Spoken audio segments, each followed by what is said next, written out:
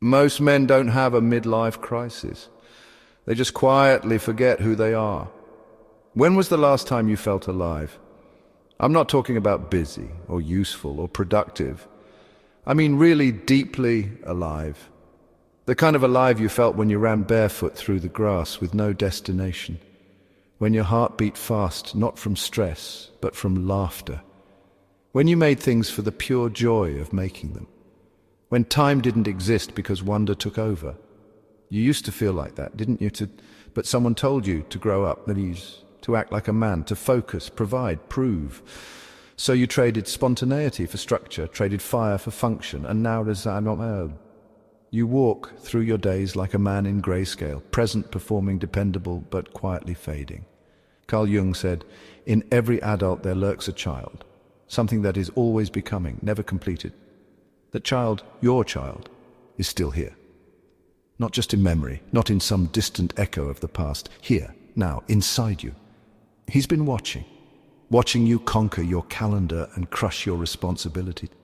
Watching you keep the house standing, the business running, the people around you safe. But also watching you vanish, little by little. And make no mistake, he knows you're tired. He knows you've done everything you were supposed to do. He's proud of that. But he also misses you. The you who used to hum songs without realizing. The you who used to make rocket ships out of cereal boxes. The you who felt everything deeply and didn't apologize for it.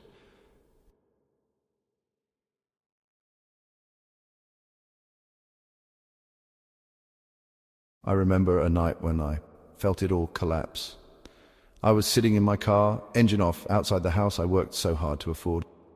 And I realized I couldn't remember the last time I laughed, like really laughed. I had everything I thought I wanted, but I felt like a ghost inside my own life. And in that silence, it hit me. I hadn't failed. I hadn't lost. I'd just forgotten the parts of myself that once made life feel like magic. And that boy, the one who built tree forts and imagined he was a hero, he was still there, waiting, holding out his hand, not to take me back, but to bring me forward, to remind me that growing up doesn't mean growing over yourself. You don't outgrow joy, you just outpace it. And eventually it stops trying to keep up. But if you slow down just enough to turn around, you might see him again, waiting, smiling, ready. And that moment is where everything changes.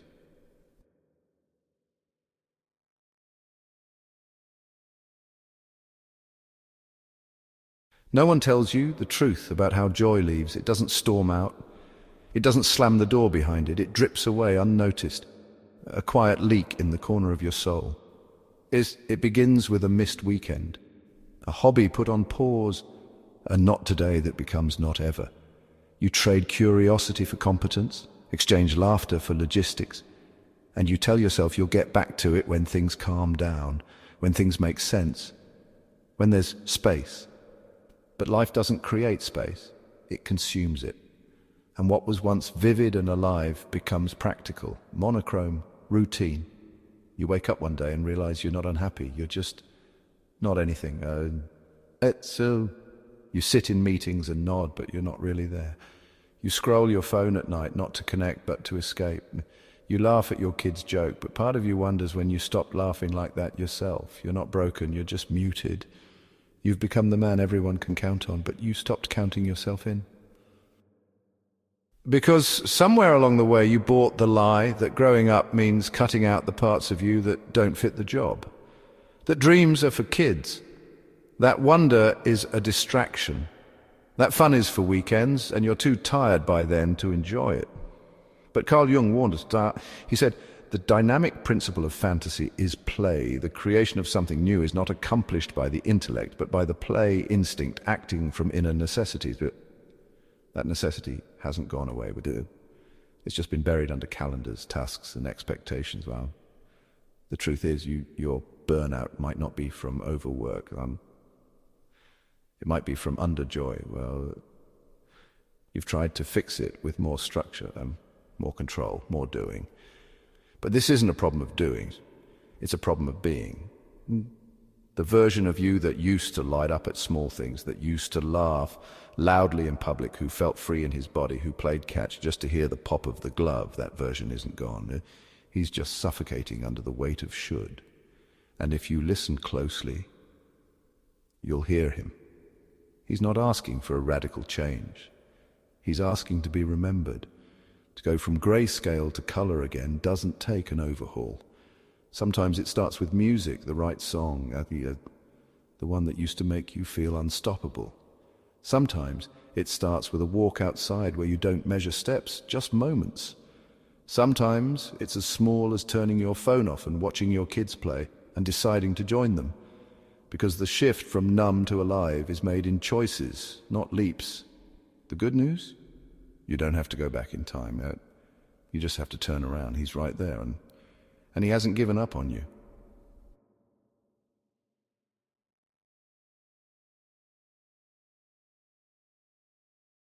There's someone who's been watching you your whole life.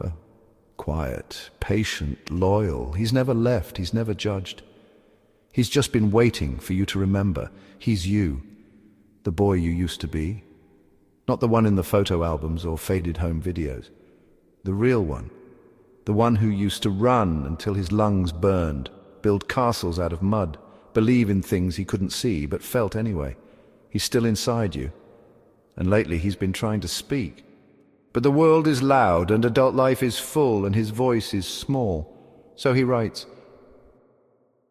"Dear grown-up me, do you remember me? I'm the one who used to draw superheroes in the margins of math homework, who thought ketchup made everything better, who spent hours building cities out of couch cushions. I remember when the world was big and possible, do you? I know you've been busy. I know life hasn't been easy, but sometimes I wonder, when did you stop playing? When did you decide fun was a luxury? When did you trade the sound of your own laughter for a list of things to get done? You used to love making things, not for money, not for applause, just because it made you feel alive. I miss that. I miss us. You didn't mean to leave me behind. I know that, but you did. And now I'm just hoping you'll remember that I'm still here, still waiting, still believing, still ready. Because I'm not your past, I'm your beginning. The version of you that felt joy without needing a reason, that version isn't gone. He's been whispering, knocking, leaving breadcrumbs. All you have to do is follow them. Carl Jung once said, "What did you do as a child that made the hours pass like minutes? Therein lies the key to your earthly pursuits." That line isn't poetic. It's permission to return, to reawaken, to reintroduce yourself to the part of you that was never meant to be outgrown.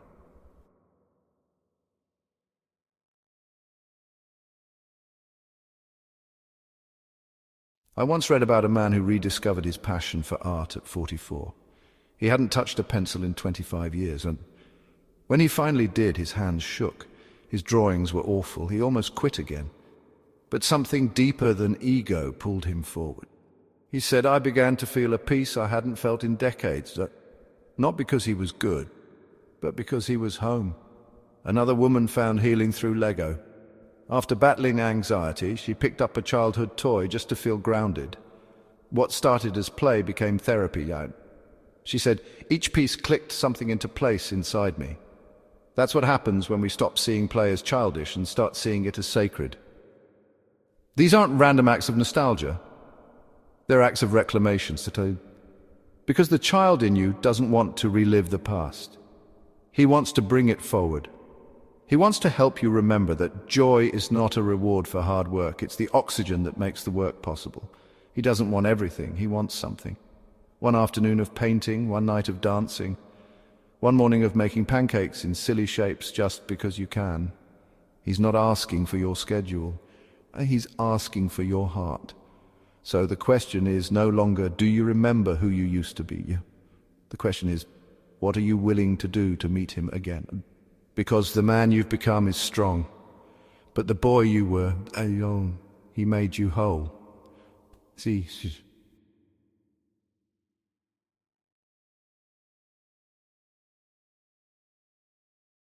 they told you midlife was the beginning of the end, But what if it's the start of something you've never had before? Not youth, not naivety, but freedom. The kind of freedom that comes when you stop trying to become someone and start returning to someone. Midlife isn't a crisis, it's a reckoning. It's the moment where you realize that the ladder you've been climbing may be leaning against the wrong wall, that all the roles you've mastered, provider, protector, professional, don't tell the whole story of who you are. And somewhere in that quiet pause between what you've built and what you feel, a door cracks open. It's not flashy, it doesn't come with fireworks, but it offers you something rare, a chance to choose yourself again, Suel. This time not as a boy dreaming of the future, but as a man reclaiming the parts of himself that make the future worth living.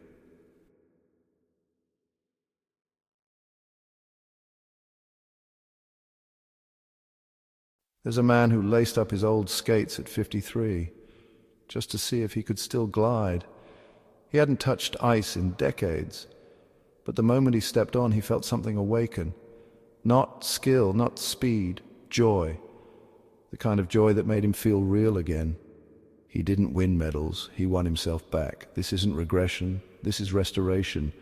Carl Jung didn't write his way out of his own midlife crisis. He played his way through it. He built stone towers by the lake the way he had as a child, not to impress anyone, not to make a point, just to feel connected to something real. He called it playing into my own myth. That's what this chapter of your life can be. Not a fallback, not a breakdown, but a breakthrough. Psychologists now call this the second adolescence. Not because it's about acting younger, but because it's about asking bigger questions with more courage and less ego. Who am I really? What makes me come alive? What's worth my time, my heart, my breath? And the answers don't come from more goals. They come from more gut, more instinct, more creativity, more yes.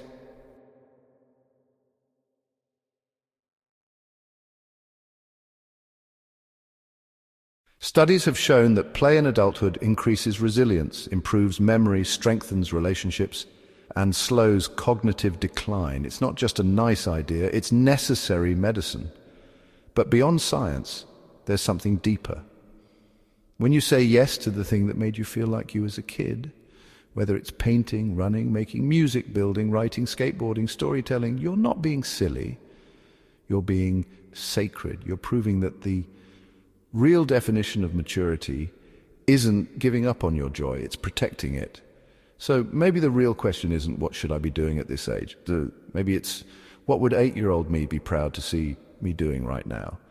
And if the answer isn't what's on your calendar today, maybe that's your invitation, not to abandon your life, but to enliven it. The child in you isn't asking for more time. He's asking for a seat at the table, and when you finally give it to him, everything changes.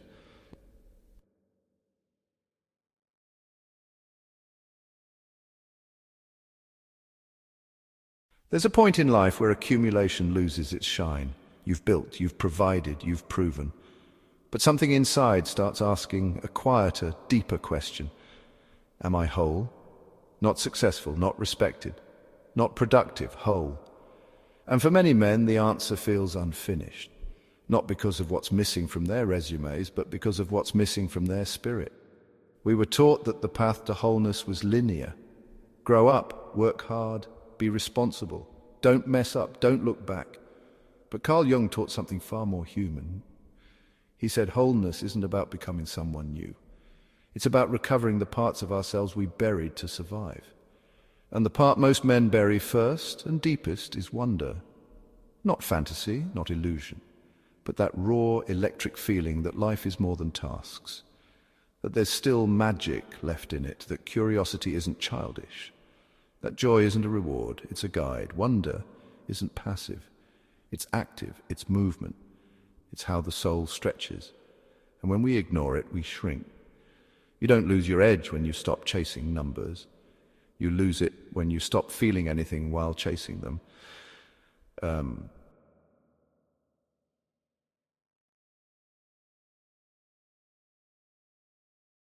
Marion, a writer who felt stuck in a haze of obligations, took a voice lesson on a whim.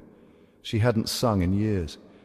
But when she opened her mouth, something inside her cracked open.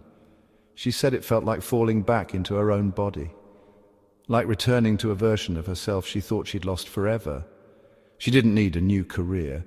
She needed a reunion. Another man dusted off his guitar during a season of quiet grief. The first few notes were rough.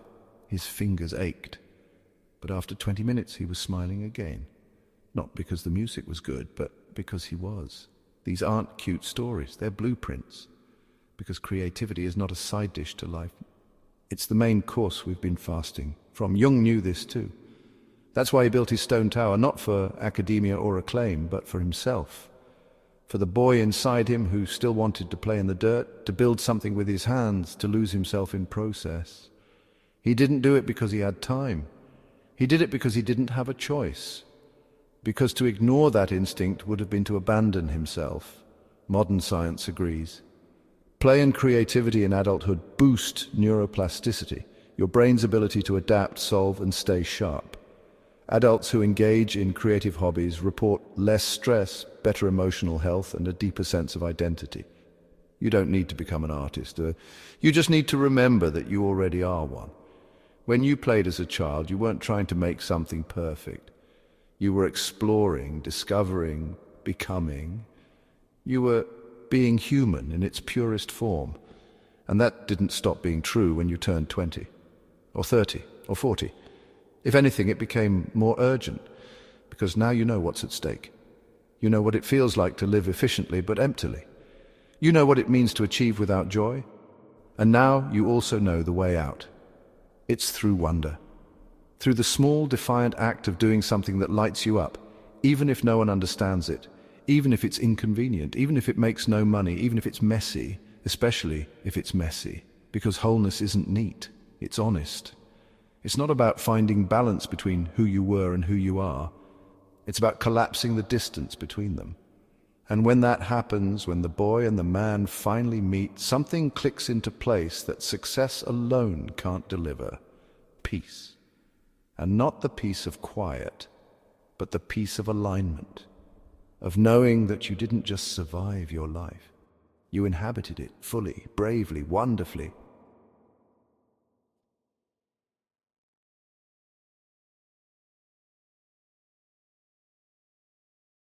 He's still here. That boy with dirt under his fingernails and mischief in his eye. The one who used to chase fireflies and dream in full color. He's been watching you, not with judgment, but with hope. He's seen you rise early to provide, to protect, to push. He's seen you do the things men are praised for and felt the weight of the things no one applauds. He knows how hard it's been, and still, he's waiting for you to remember that you were never meant to trade your wonder for worth. That being strong doesn't mean being numb. That being grown doesn't mean being gone. He's not asking you to drop everything.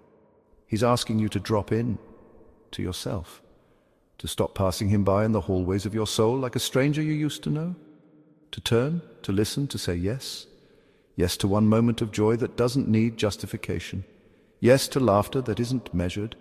Yes to doing something so small and so pointless, it becomes sacred. Because here's the truth. You don't need more time. You need more presence. You don't need a new path. You need the courage to step off the beaten one for a moment and follow the trail your younger self left behind. And when you do, when you let him take your hand, you'll remember something most men forget. You're not too late, not to feel again, not to play again, not to live again. Carl Jung said the debt we owe to the play of imagination is incalculable. And I believe the joy we reclaim by paying that debt back is immeasurable. So here's your invitation. Do one thing this week that would make your younger self cheer. Paint, dance, build, run, sing terribly, make something ridiculous. Play with your kids and let them lead. And then share it. Not just with them, with us. What was your thing, Alice? The one you loved, the one you've forgotten. Write it below. Say it out loud. Share it with someone, because someone else out there is trying to remember too. And your joy might just be the spark they've been waiting for. You don't have to go all in. You just have to begin. Because we don't stop playing because we grow old. We grow old because we stop playing. So today, choose to grow lighter, grow freer, grow into the man your child self would be proud to meet, grow whole,